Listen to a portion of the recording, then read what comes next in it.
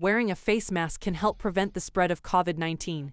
But for some folks, it's also led to an unfortunate side effect: breakouts. From annoying zits to unwanted blemishes on the cheeks and lower jawline, face mask-induced acne can be frustrating to deal with, especially for those who have to wear their masks for longer periods of time, like frontline workers and other healthcare professionals.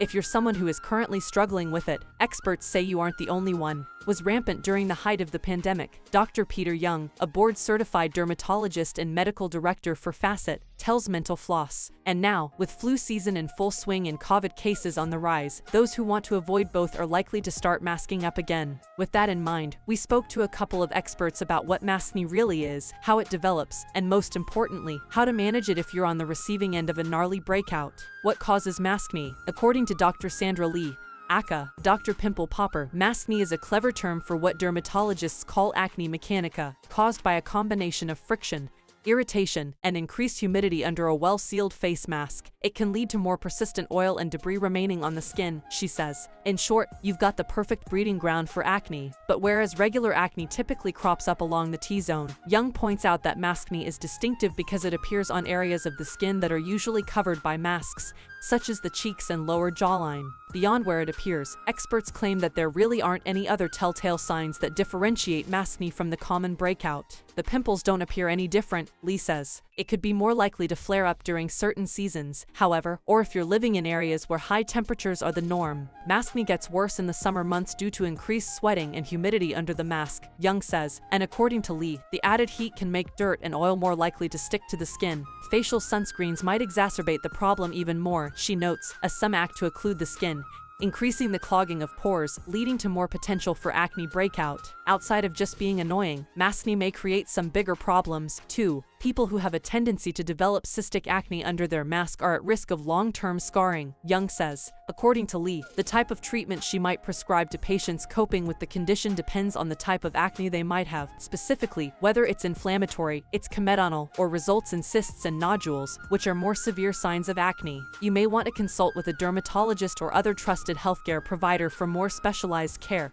and tips if you're repeatedly getting breakouts in the same areas. How to prevent maskne? Want to avoid the issue altogether? Don't ditch the mask. Instead, experts say you may just want to adjust how long you're wearing it and how you take care of your skin afterward. Take little breaks from your mask when you can, like when you are traveling alone in your car or just walking in the parking lot with no one in close proximity, Lee says. According to Young, changing your mask out frequently may also help to reduce friction and irritation, particularly after strenuous activities like exercising, because N95 and KN95 masks have a special static charge that helps to trap virus particles. Smithsonian reports that they shouldn't be tossed in the laundry. However, they can be reused, so if you're wearing one, you may want to consider taking a sanitation break by switching it out with a new one, then putting the old mask in a brown paper bag or letting it hang in a cool, dry place for between 5 to 7 days before reuse.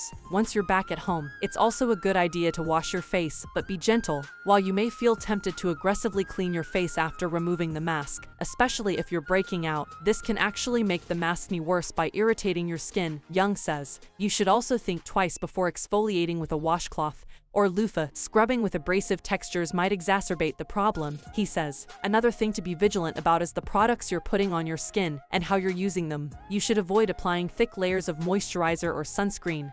This can cause breakouts with or without a mask, Young says. The 7 best products to buy now if you have maskne, according to experts. 1. The best facial cleanser, SLMD Salicylic Acid Cleanser, $25. If you've got maskne, chances are you're washing your face more often. When it comes to handling clogged pores, Lee is a big fan of cleansers that contain beta-hydroxy acids, which are known to penetrate deep into the skin and can be ideal for those looking to balance excess sebum. One of the most common types of BHAS is salicylic acid, which is derived from willow bark and can be great for everything from exfoliating and unclogging pores to reducing inflammation and conquering stubborn whiteheads and blackheads. For maskne-related issues, Lee recommends a cleanser from her SLMD skincare line because it's formulated with salicylic acid. However, with any type of cleanser containing benzoyl peroxide or salicylic acid, Young urges folks to only apply these when you're not planning to wear a mask for several hours, so you give your skin a chance to breathe a bit after.